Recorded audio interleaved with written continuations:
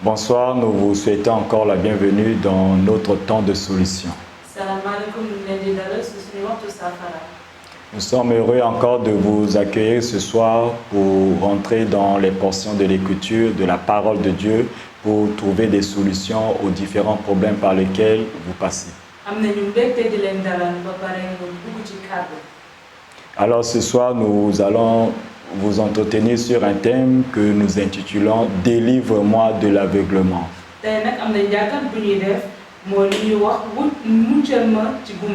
Alors il faut noter que lorsqu'on parle de l'aveuglement, on parle de la cécité. Lorsqu'on parle de l'aveuglement, on parle de l'égarement. Lorsqu'on parle de l'aveuglement, on parle de la confusion, des erreurs. Quand on parle de l'aveuglement, on parle de l'obscurité. Et tu es arrivé à un niveau de ta vie où tu vois que les choses n'avancent pas, tu ne vois pas de solution, tu es comme coincé, tu n'as pas d'issue de sortie.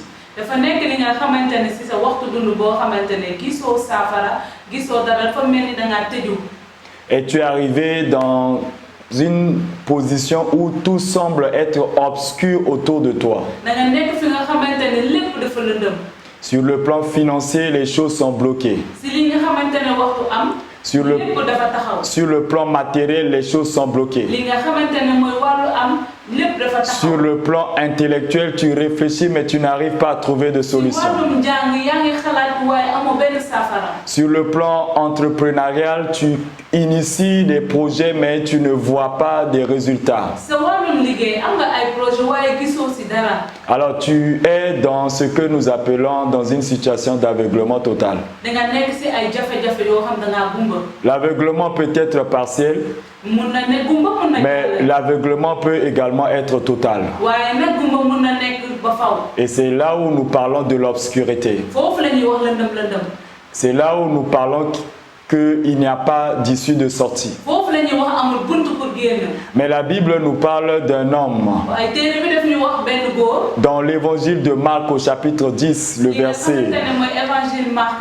le verset 46 jusqu'au verset 52, la Bible nous parle de cet homme qu'on appelle Bartimée. La Bible nous parle de cet homme qu'on appelle mendiant aveugle. Cet homme était né aveugle. Cet homme appartient à une famille. Cet homme avait des potentiels pour réfléchir. Il pouvait marcher, mais il était frappé de l'aveuglement physique. Et dans cet enseignement, nous allons voir deux types d'aveuglement. L'aveuglement spirituel et l'aveuglement physique. Pour le cas de Bartimée que nous venons de parler, il s'agissait d'un aveuglement physique. Mais cet aveuglement avait un impact direct sur sa vie sociale et sur sa vie économique.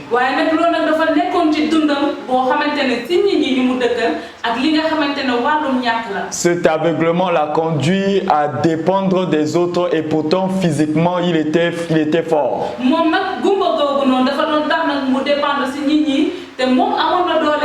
Alors il était obligé de tendre la main pour pouvoir survivre. Et si cet homme pouvait dépendre de la mendicité pour vivre, ça nous montre également que sa famille est pauvre.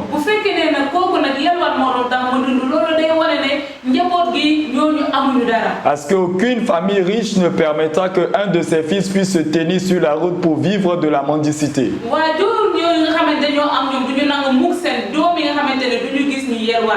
Alors, ça, c'est l'aveuglement physique. Mais sur le plan spirituel, nous pouvons également voir des types d'aveuglement.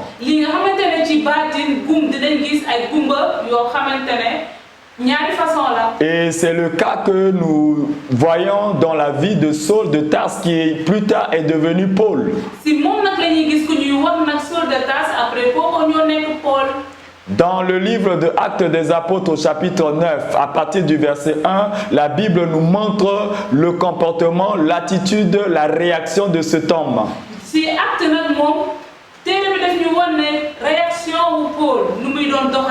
La Bible nous dit dans ce passage que Paul avait le mandat pour aller arrêter des gens qui étaient des innocents.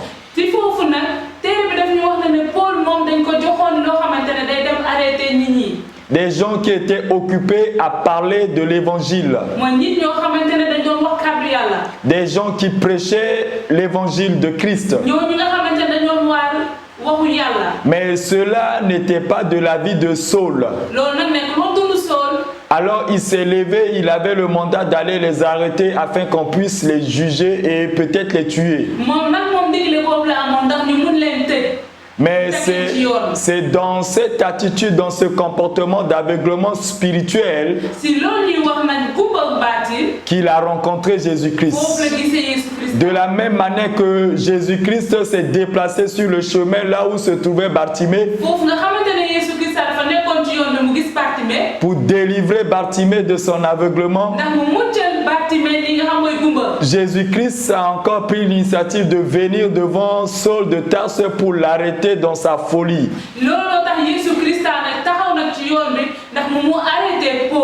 Parce qu'il a vu que Saul de Tarse était aveugle spirituellement. Il était en train de combattre quelque chose qu'il ne comprenait pas. Il était en train de combattre des choses que sa compréhension, son niveau intellectuel n'arrivait pas à percevoir. Alors c'est là où nous disons qu'il était frappé de l'aveuglement spirituel. Mais lorsqu'il a rencontré Jésus-Christ, lorsqu'il a entendu la voix de Jésus-Christ qui l'appelait par son nom, Jésus-Christ lui a dit: Saul, Saul, pourquoi me persécutes-tu? La plupart des choses que nous faisons, nous pensons que nous sommes en train de bien faire. Mais il y a un aveuglement derrière ce que tu fais. Lorsque ce que tu fais, tu es en train de combattre les autres.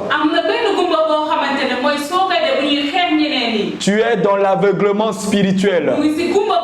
Parce que tu ne comprends pas les choses. Parce que tu es poussé par la jalousie. Alors tu te lèves pour aller combattre les autres. Tu te lèves pour calomnier les autres. Tu te lèves pour disperser les œuvres des autres. Mon frère, ma soeur, tu es dans l'aveuglement spirituel. Il n'y a que Dieu seul qui peut te délivrer de cet aveuglement. Dieu peut délivrer de l'aveuglement physique. Dieu peut également délivrer de l'aveuglement spirituel. Lorsque tu es arrivé à un niveau où tu commences à dire que Dieu n'existe pas, tu es dans l'aveuglement spirituel. Lorsque tu arrives à un niveau où tu dis que tu ne vois plus Dieu exaucer tes prières, tu es dans l'aveuglement spirituel. Lorsque tu arrives à un niveau où tu commences à murmurer contre l'œuvre de Dieu, tu es dans l'aveuglement spirituel.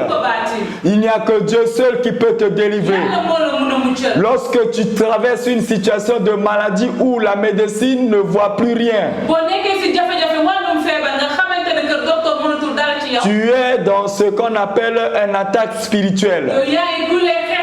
Tu es dans ce qu'on appelle une maladie spirituelle. Alors lorsque les appareils de la médecine n'arrivent plus à détecter ta maladie, lorsque les médecins disent qu'ils ne voient plus rien, lorsque les gens disent qu'ils ne peuvent plus rien pour toi, ton seul recours c'est Dieu. Alors si tu fais l'erreur de dire que non, je vais consulter les féticheurs, je vais consulter les esprits de mes ancêtres, tu es en train de rentrer dans un autre joug où tu ne pourras plus t'en sortir. Tu es en train de rentrer dans des chaînes où tu ne pourras plus t'en sortir. Car la Bible dit, utilisons les choses spirituelles pour les choses, utilisons un langage spirituel pour les choses qui sont spirituelles.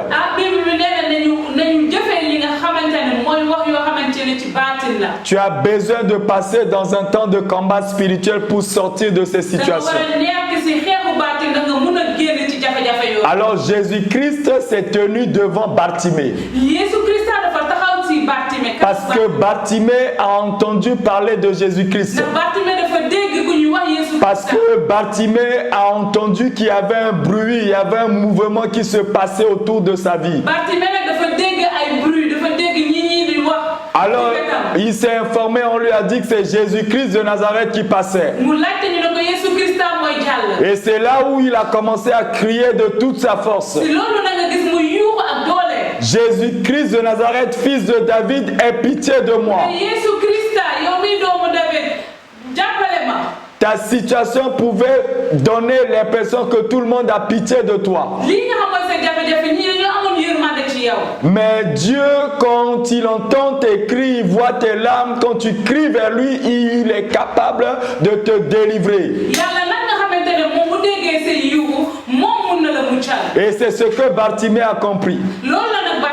En dépit de tout ce qui se passait autour de sa vie. En dépit des bruits qui se faisaient autour de sa vie. Il a compris qu'il ne pouvait pas voir, mais qu'il pouvait crier à Dieu. Alors il a crié à Dieu. Et Jésus s'est arrêté devant lui. Jésus lui a demandé, que veux-tu que je fasse pour toi, Bartimée? Bartimée savait ce dont il avait besoin pour sortir de sa situation. Alors il a dit à Jésus que je recouvre la vue. Que je recouvre la vue. De la même manière pour Saul de Tarse. Lorsque Dieu a eu pitié de lui, il est venu vers lui. Il est venu vers lui. Et il l'a appelé par son nom. Il lui a dit, Saul, Saul, pourquoi me persécutes-tu? Pourquoi tu agis ainsi? Pourquoi tu t'es levé contre mon œuvre? Pourquoi tu veux tuer? Pourquoi tu veux arrêter mon œuvre? Alors Saul est tombé de son cheval. Saul s'est arrêté. Saul a vu l'éclat de la lumière de la personne qui l'appelait. Alors il a dit, Seigneur, que veux-tu que je fasse? Seigneur, que veux-tu que je fasse? Et Jésus lui a dit, entre, on te dira ce que tu dois faire. Deux fois dans nos situations, nous avons besoin juste d'une petite instruction de la part de Dieu. Mais ici, nous sommes frappés de l'aveuglement, nous ne pouvons pas voir ces instructions ou bien entendre ces instructions. C'est pourquoi ce soir, j'aimerais t'encourager mon frère. J'aimerais t'encourager ma soeur. Dans ta situation actuelle où tu ne vois pas un issue de sortie. La solution n'est pas de partir vers les féticheurs. La solution n'est pas de partir pour faire les bains mystiques. La solution n'est pas d'attacher les gris-gris. La solution n'est pas de rentrer dans des pactes avec la franc-maçonnerie. Mais la solution se trouve vers Dieu. La solution se trouve entre les mains de Dieu. C'est pourquoi ce soir, j'aimerais t'encourager. Si tu veux prier avec moi ce soir, si tu peux prier avec moi ce soir, tu peux sortir de ton aveuglement. Tu peux trouver une solution à ton problème. Alors ce soir, je vais faire deux types de prières. Je vais prier pour les gens qui sont frappés de l'aveuglement. Tu vas répéter après moi maintenant. Père, ce soir, je te demande pardon d'avoir choisi mes voies, d'avoir choisi mes méthodes, parce que je ne savais pas que tu avais la solution. Mais maintenant, je sais que tu es capable de me délivrer de toute forme d'aveuglement. Alors ce soir, je viens vers toi pour te demander de me délivrer de toutes sortes d'aveuglement, de tout type d'aveuglement. Ce soir, Père, délivre-moi de l'aveuglement physique, de l'aveuglement spirituel. Dans le nom de Jésus, touche mes yeux ce soir. Ouvre ma compréhension. Ouvre mon entendement. Que je découvre la voie de sortie ce soir. Dans le nom de Jésus. Dans le nom de Jésus. Je te remercie, oh Dieu, de m'avoir délivré de l'aveuglement. Au nom de Jésus-Christ. Alléluia. Alors, la deuxième catégorie des personnes pour lesquelles je vais prier, ce sont des personnes qui passent par des situations, des maladies spirituelles où ils ne voient pas d'issue de sortie. Tu sens dans ton cœur, dans ton corps qu'il y a quelque chose qui ne va pas. Tu as fait des analyses, mais les résultats des analyses amènent toujours des résultats négatifs. Tu as besoin de la main de Dieu. Parce que la Bible nous dit d'employer un langage spirituel pour des choses spirituelles. Alors ce soir, je vais prier pour toi. Tu vas dire avec moi, Père, ce soir, je remets ma vie entre tes mains. Je te demande pardon pour mes temps d'ignorance. Aujourd'hui, je veux retourner vers toi. Aujourd'hui, je veux faire de toi le centre de ma vie. Aujourd'hui, je vais t'inviter dans ma vie. Seigneur Jésus, ce soir, je t'invite à venir dans ma vie. Je t'invite à prendre le contrôle total de ma vie. Aujourd'hui, Jésus-Christ, viens dans ma vie.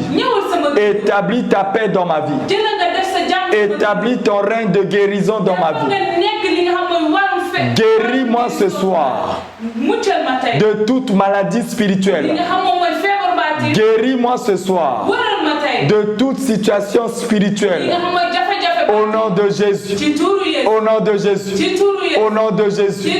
Merci Jésus de m'avoir délivré. Merci Jésus de m'avoir guéri. Merci Jésus pour ton règne dans ma vie. Amen. Amen. Amen. Nous sommes à la fin de notre enseignement ce soir. Au cas où tu as été touché, au cas où tu veux en connaître encore davantage, nous sommes à l'église Bethel, à Sacré-Cœur 3. Tu peux nous contacter au travers des numéros qui vont s'afficher en bas de l'écran. Mais tous les dimanches, nous sommes là à partir de 9h. Nous avons deux cultes. Le premier culte commence à partir de 9h jusqu'à 10h45. Et le deuxième culte commence à partir de 11h jusqu'à 13h. Et tous les jours, à partir de 10h, de lundi jusqu'à vendredi, il y a des gens qui sont au niveau de l'église pour vous accueillir.